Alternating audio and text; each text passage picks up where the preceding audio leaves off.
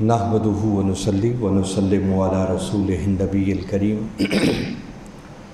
اما بعد فاعوذ باللہ من الشیطان الرجیم بسم اللہ الرحمن الرحیم قال اللہ تبارک و تعالی فی القرآن المجید لقد خلقنا الانسان فی احسن تقویم صدق اللہ العظیم۔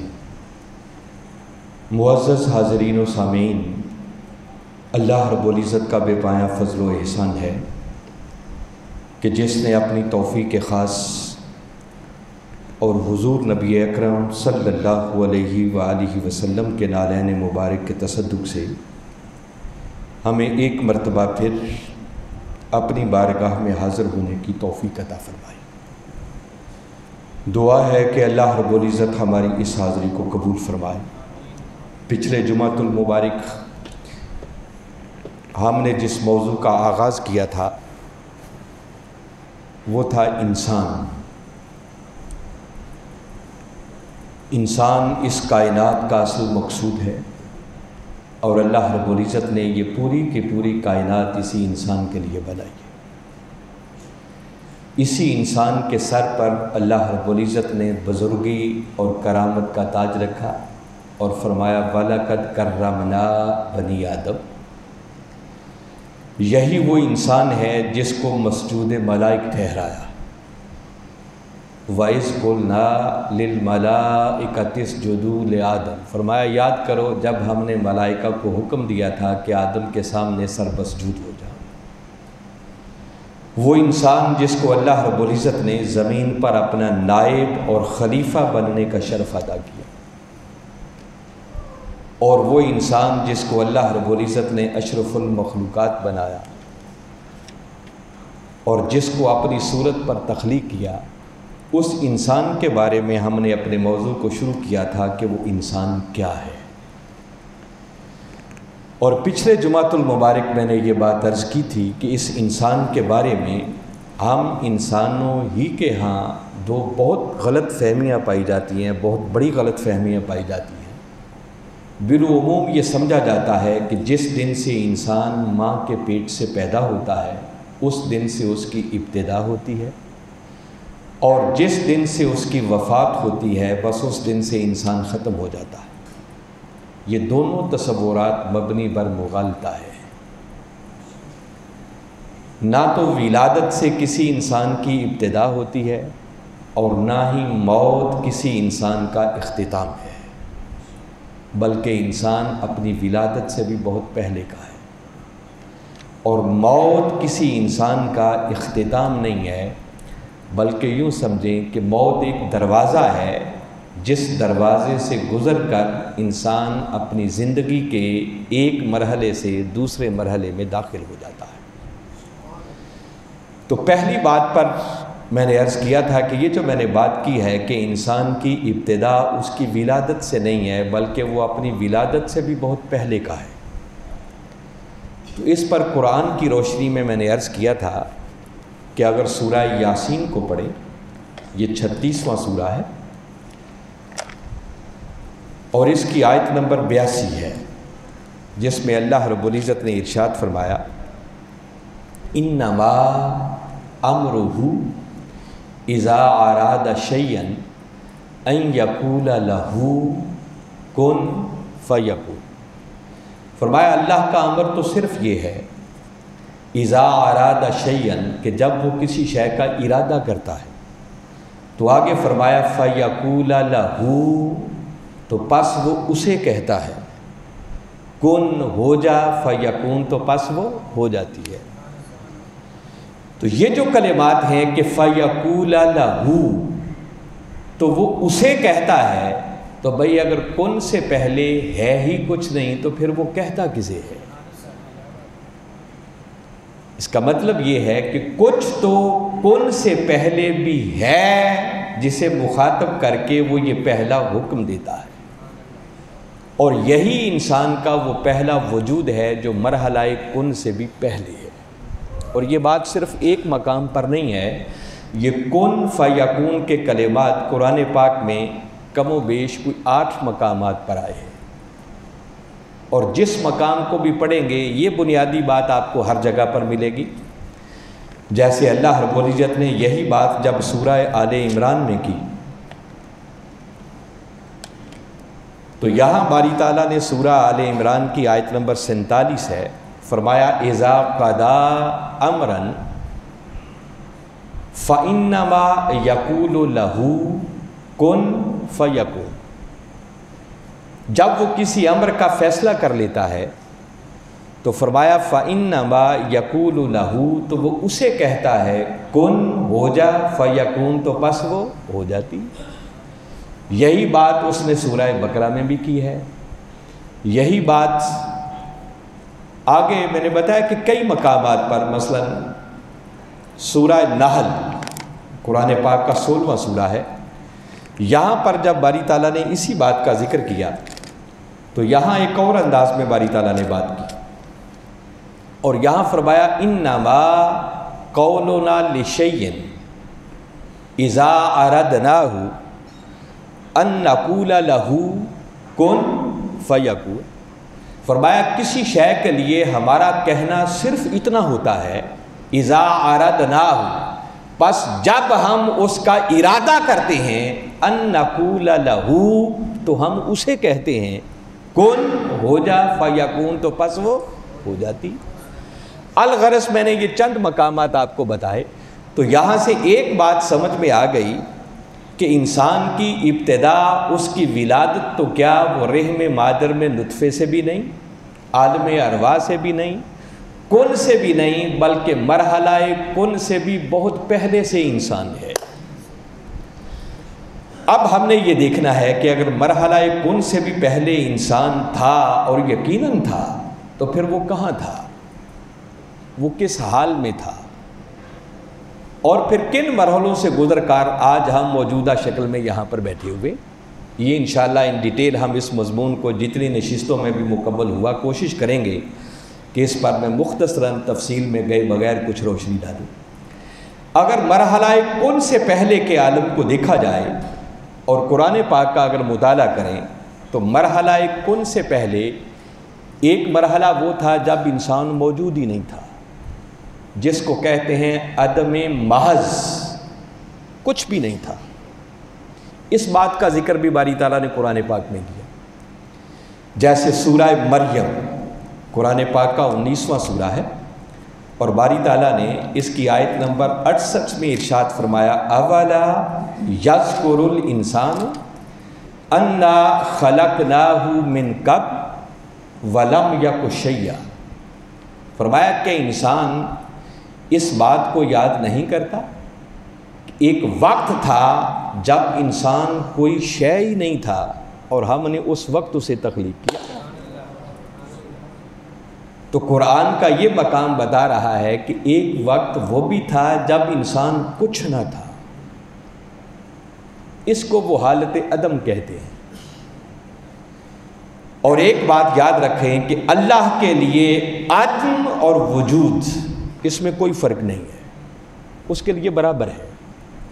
یہ ہمارے لیے ہے جو قرآن بتاتا ہے کہ ایک وقت ایسا بھی تھا جب انسان کچھ نہ تھا.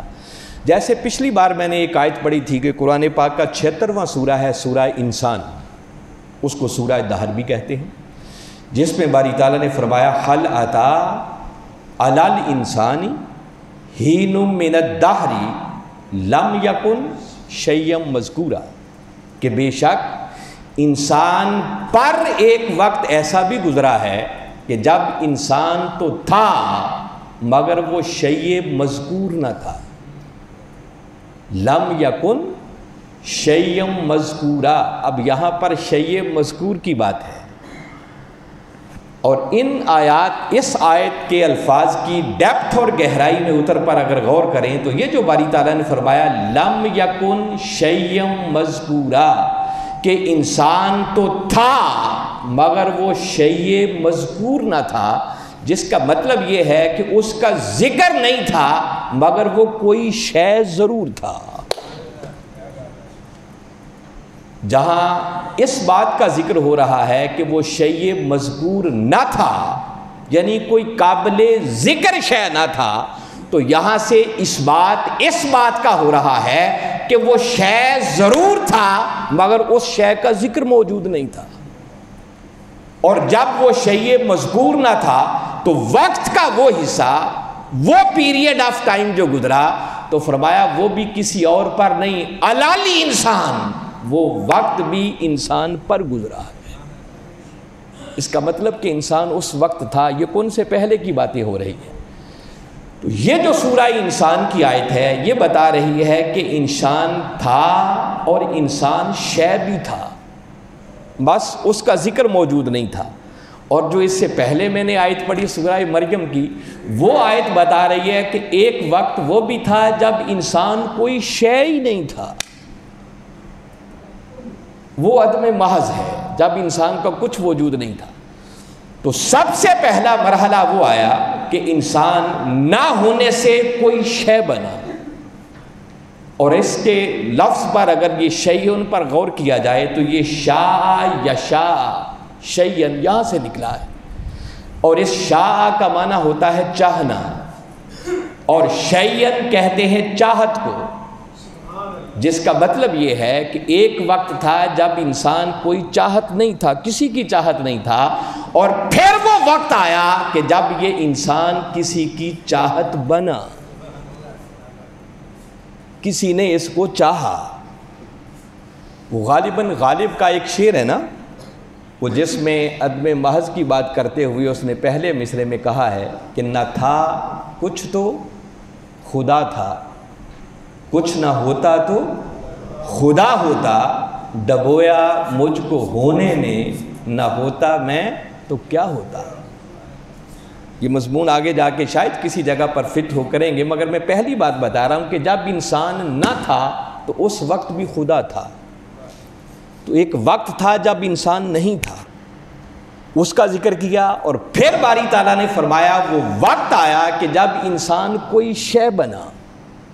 تو شے کا معنی میں نے بتا دیا کہ شاء یشاء شیئن سے یہ نکلا ہے، جس کا مطلب ہے کہ انسان کسی کی چاہت بنا، انسان کو کسی نے چاہا۔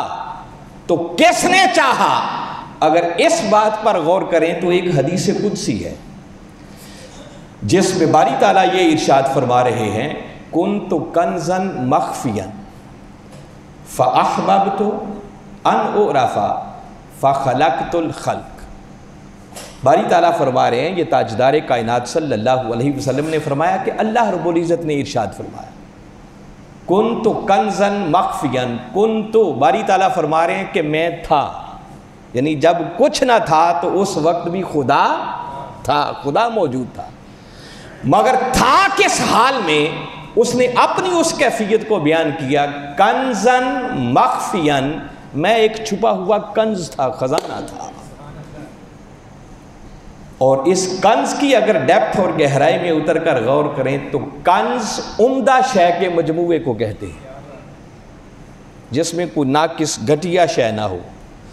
اگر عمدہ شے کے خزانے کو، مجموعے کو کنز کہا جاتا ہے تو باری تعالیٰ فرما رہے ہیں کہ لوگوں میں تھا، مگر تھا ایک خزانہ حسن، وہ ایک حسن کا خزانہ تھا، اور تھا کس حال میں؟ مخفیاً، مخفی تھا، مجھے کوئی جاننے والا نہ تھا، مجھے کوئی پہچاننے والا نہ تھا۔ فاحببت، پس مجھے اس بات سے محبت ہوئی، ان اعرف، کہ کوئی تو ہو جو مجھے بھی دیکھا کرے۔ یہ حدیث قدسی میں باری تعالیٰ خود مضمون بیان فرما رہے ہیں، کنت کنزا مخفیا فاحببت ان اعرف، فرمایا میں ایک چھپا ہوا خزانہ حسن تھا، مجھے کوئی دیکھنے والا نہ تھا، مجھے کوئی پہچاننے والا نہ تھا۔ فاحببت، پس مجھے اس بات سے محبت ہو گئی۔ اب احببت کے لفظ پر غور کریں تو اس کے اندر بھی چاہنے کا معنی پایا جاتا ہے۔ فاحببت، پس میں نے چاہا۔ وہ جو خود کو بے نیاز کہتا ہے نا کہ میں بے نیاز ہوں، اس بے نیاز کو چاہت ہوئی، اس نے کسی کو چاہا، اور جو سب سے پہلے اس کی چاہت بنی، اس چاہت کا نام ہے حقیقت محمد مصطفیٰ۔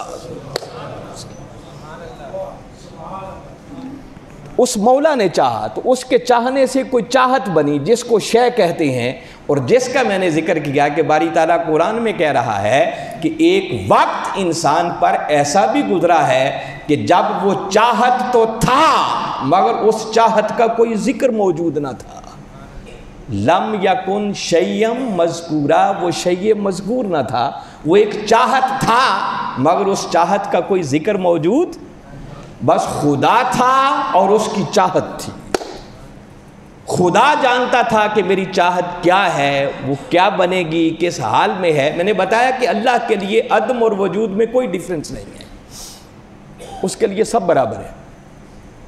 پھر آگے وہ اسی حدیث قدسی کا مضمون ہے فَخَلَقْتُ الْخَلْقَ، تو پس اس نے خلق کیا، تخلیق کا کام، تخلیق کا آغاز ہوا، اور جو پہلی مخلوق معرض وجود میں آئی اس کی چاہت بن کر میں نے بتایا کہ اس کا نام پھر محمد مصطفیٰ ہے، حقیقت محمد مصطفیٰ صلی اللہ علیہ وسلم ہے۔ تو اللہ نے اس مخلوق کو کس لیے تخلیق کیا؟ اس کی ریزن بتائی ان اعرفا، کہ وہ مجھے پہچانے۔ اس کا مقصود یہ تھا کہ کوئی تو ایسا ہو کہ جسے میں دیکھا کروں وہ مجھے دیکھا کرے، جسے میں تکتا رہوں وہ مجھے تکتا رہے۔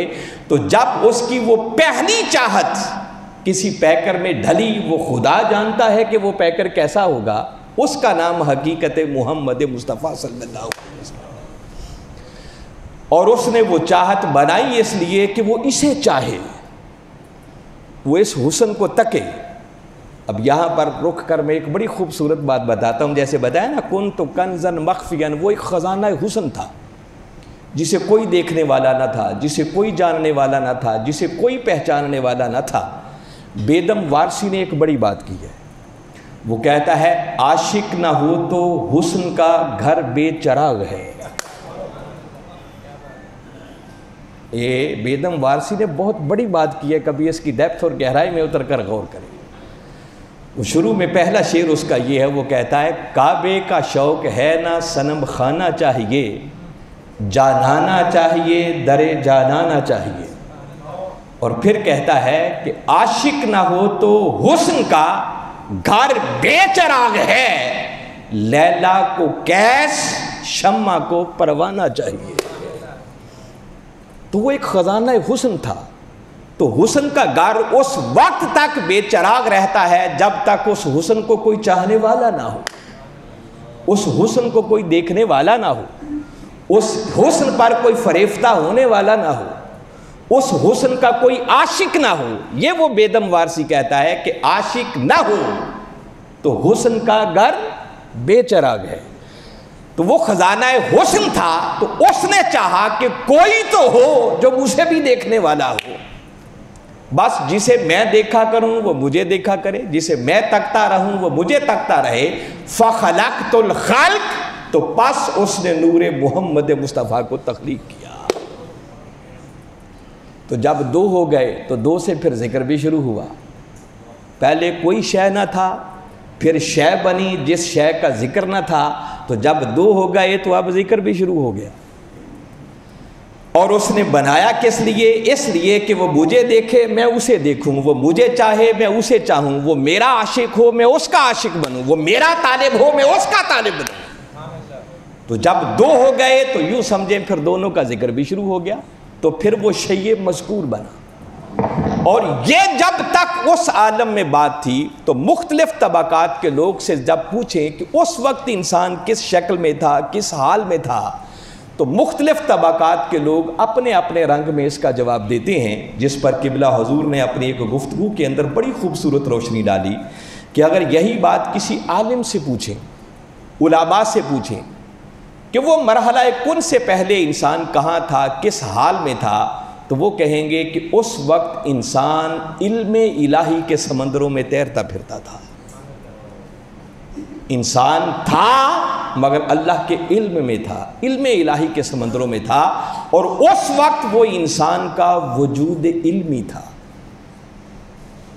جیسے یہ قرآن پاک ہے، اللہ رب العزت کا یہ قرآن سب سے پہلے علم الہی میں تھا، پھر یہ لوح محفوظ پر آیا، بل ہوا قرآن مجید فی لوح محفوظ، اور لوح محفوظ سے پھر باری تعالیٰ نے یک بارگی اس سارے کے سارے قرآن کو پہلے آسمان پر وہاں پر نازل فرمایا، اور پہلے آسمان سے پھر یہ قرآن تھوڑا تھوڑا کر کے جبریل امین علیہ السلام کو ملتا رہا، اور جبریل امین علیہ السلام اس قرآن کو لے کر بارگاہ مصطفیٰ صلی اللہ علیہ وسلم میں حاضر ہوتے رہے۔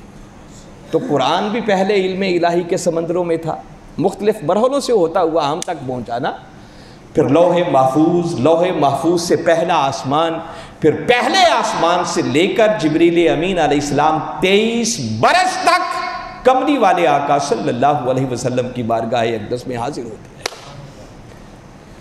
اس سے ہٹ کر اللہ رب العزت نے جو بقیہ کتابیں نازل فرمائی ہیں، تورات ہے، انجیل ہے، زبور ہے، یا اور صحیفے بھی ہیں، اگر ان کے بارے میں پڑھیں تو تاریخ یہ بتاتی ہے کہ باری تعالیٰ نے جس نبی کو بھی کوئی صحیفہ دینا چاہا، کوئی کتاب دینا چاہی، تو بس اس کو ایک خاص مقام پر بلایا، کچھ وقت کے لیے ایک ریاضت اور مجاہدے سے گزارا، اور یک بارگی وہ پوری کی پوری کتاب اور صحیفہ اس کے سپرد کر دیا۔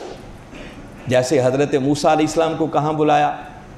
طور پر، 40 شب و روز ایک پروسیس سے گزارا اور تورات ان کے سپرد کر دی۔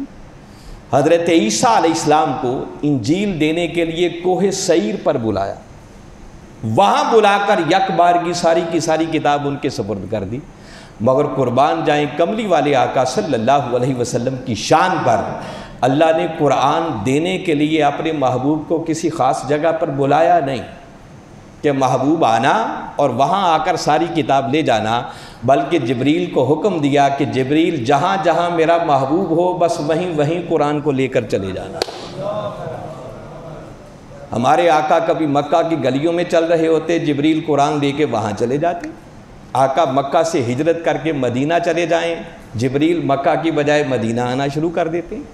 میرے آقا غزوہ بدر میں میدان بدر میں ہوتے، قرآن وہاں پیچھے آ جاتا۔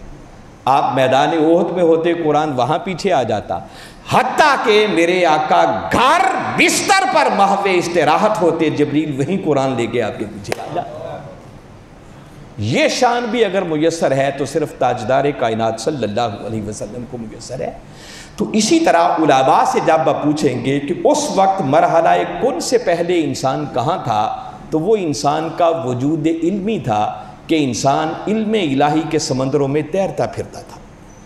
یہی بات اگر آپ کسی فلسفی سے پوچھیں گے تو وہ تمثال ذہنی اور صور اجمالیہ کی بات کر کے آپ کو سیٹسفائی کرنے کی کوشش کرے گا، انکار نہیں کرے گا، وہ بھی مانے گا کہ ہاں مرحلہ کن سے بھی پہلے انسان تھا۔ اور یہی بات اگر آپ کسی عارف سے پوچھیں، کسی عاشق سے پوچھیں، تو وہ اس کا جواب دیں گے کہ ہاں اس وقت بھی انسان تھا، مگر اس وقت انسان ایک راز کے طور پر خدا کے راز کے پردوں میں چھپا ہوا تھا۔ الانسان سری وانا سرہ، فرمایا اس وقت انسان میرا راز تھا اور میں انسان کا راز تھا۔ انسان اللہ کا راز ہے اور اللہ خود انسان کا راز ہے۔ اسی لیے شاید کہا گیا ہے کہ من عرف نفسہ فقد عرف ربہ، جس نے خود کو پہچان لیا بس سمجھو اس نے اپنے رب کو پہچان لیا۔ انسان خدا کا راز ہے اور خدا انسان کا راز ہے، تو اس وقت انسان اس راز کے پردوں میں چھپا ہوا تھا۔ تو یہ جو مرحلہ کون ہے، کون سے باری تعالیٰ نے انسان کی ابتدا نہیں کی، آغاز نہیں ہوا، بلکہ وہ جو راز کے پردوں میں چھپا ہوا انسان تھا، اس انسان سے مخاطب ہو کر باری تعالیٰ نے ارشاد فرمایا کہ اے انسان، کب تک راز کے پردوں میں چھپا رہے گا؟ اب راز کے پردوں سے نکل کر ظاہر بھی ہو جا۔ تو کون سے تو اللہ رب العزت نے اس راز کے پردوں میں چھپے ہوئے انسان کو فقط ظاہر کیا ہے، جس کی نسبت اللہ رب العزت نے قرآن پاک میں ارشاد فرمایا کہ انما امرہ اذا اراد شیئا ان یقول لہ کن فیکون، کہ بس اس کا امر تو صرف یہ ہے کہ جب وہ کسی شے کا ارادہ کرتا ہے تو اسے کہتا ہے کن ہو جا، فیکون، تو بس وہ ہو جاتی ہے۔ تو کن سے باری تعالیٰ نے ابتدا نہیں کی بلکہ اس راز کے پردوں میں چھپے ہوئے انسان کو فقط ظاہر کیا ہے، اور وہ وہاں سے پھر عالم ارواح کا آغاز ہوا، اور سب سے پہلی سر جو روح میں بدلی وہ سر محمد مصطفیٰ تھی۔ کملی والے آقا کے نور کی تخلیق ہوئی، وہاں سے پھر عالم ارواح کا آغاز ہوا، جس کی نسبت وہ حضرت جابر رضی اللہ تعالیٰ عنہ کی حدیث مبارکہ بھی ہے کہ جب انہوں نے سوال کیا کہ یا رسول اللہ صلی اللہ علیہ وسلم ذرا ارشاد فرمائیں کہ اللہ رب العزت نے سب سے پہلے اس کائنات میں کس شے کو تخلیق کیا؟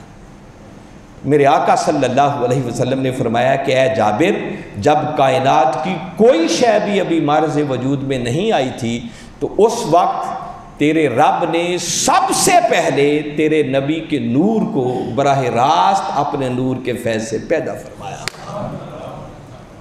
تو سب سے پہلے وہ راز، وہ سر جو روح میں بدلی، اس سر اور راز کا نام سر محمد مصطفیٰ صلی اللہ علیہ وسلم۔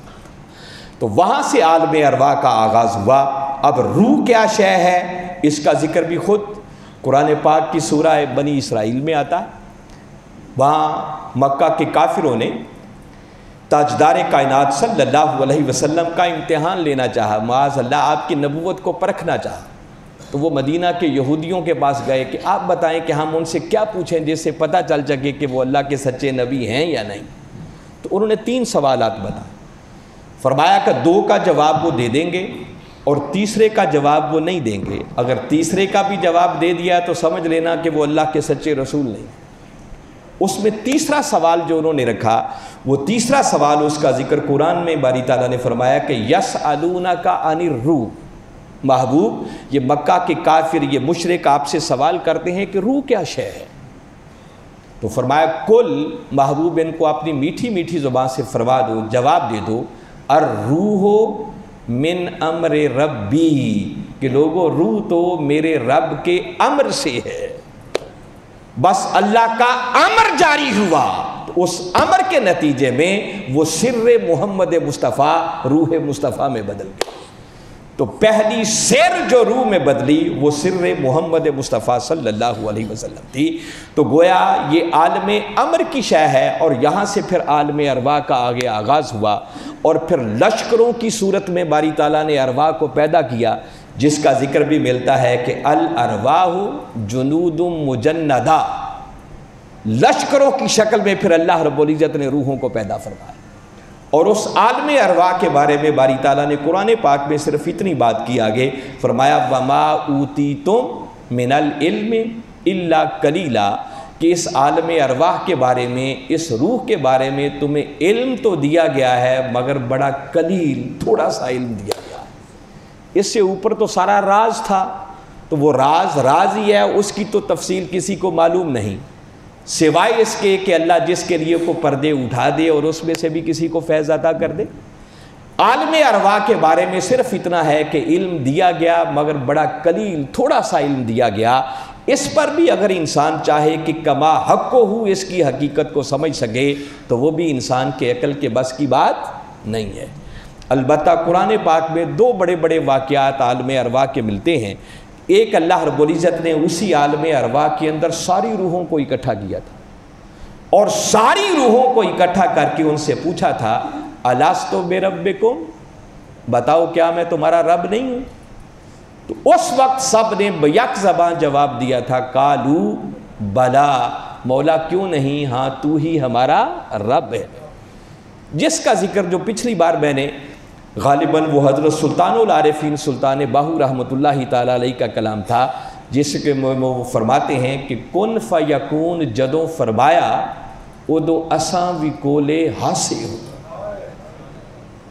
تے کالو بلا اسی کنی سنیا کوئی گونگے ڈورے ناسے ہو، اکو لا مکان سی ساڈا تے کتھے آن بتاں وچ پھاسے ہو، تے نفس پلید چا کیتا کوئی اصل پلید تا ناسے ہو۔ تو وہ یہ بات کر رہے ہیں کہ کالو بلا اسی کنی سنیا، وہ الستو بربکم، وہ عالم ارواح کی بات ہے جس کا ذکر قرآن نے کیا۔ اور دوسرا واقعہ ایک بڑا ایمان افروز ہے، اب اس کی تفصیل میں گئے تو وقت زیادہ ہو جائے گا، آج کی گفتگو اسی بات پر ختم کرتے ہیں کہ عالم ارواح یہ اللہ کے امر سے شروع ہوا، اور سب سے پہلا سر اور پہلا راز جو روح میں بدلا وہ سر محمد مصطفیٰ صلی اللہ علیہ وسلم۔ پھر اس کے بعد باری تعالیٰ نے انسان کی کیمیائی تخلیق ہوئی، پھر اس کا بایولوجیکل ارتقاء ہے، اور پھر ماں کے پیٹ سے ہوتا ہوا پھر انسان اس موجودہ شکل میں آج کے دور میں ہمارے سامنے بیٹھا ہوا ہے، جس کی تفصیلات انشاءاللہ پھر سٹیپ بائی سٹیپ اگلی نشستوں میں ہم ذکر کریں گے۔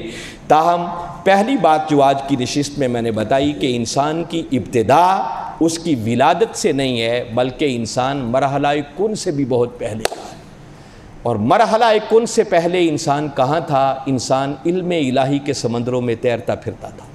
وہ انسان کا وجود علمی تھا جس کے بارے میں عرفاء نے کہا کہ اس وقت انسان ایک راز کے طور پر خدا کے راز کے پردوں میں چھپا ہوا تھا۔ تو کن سے انسان کی ابتدا نہیں ہوئی، بلکہ اس راز کے پردوں میں چھپے ہوئے انسان کو مخاطب کر کے باری تعالیٰ نے یہ حکم ارشاد فرمایا، کیا انسان کب تک راز کے پردوں میں چھپا رہے گا؟ اب راز کے پردوں سے نکل کر افشا بھی ہو جا، اب ظاہر بھی ہو جا۔ تو پھر عالم ارواح کا آگے آغاز ہوا اور ابتدا ہوئی، جس کی صرف ایک بات میں نے بتائی، آگے پھر انشاءاللہ اس پر بات کریں گے۔ اللہ کی بارگاہ میں دعا ہے کہ میں نے جو کچھ کہا اس کے مطابق سمجھتے ہوئے ایمان لا کر اپنی حقیقت کو جان کر اللہ کی بندگی کا حق ادا کرنے کی مولا ہمیں توفیق عطا فرمائے۔ وما علینا الا البلاغ۔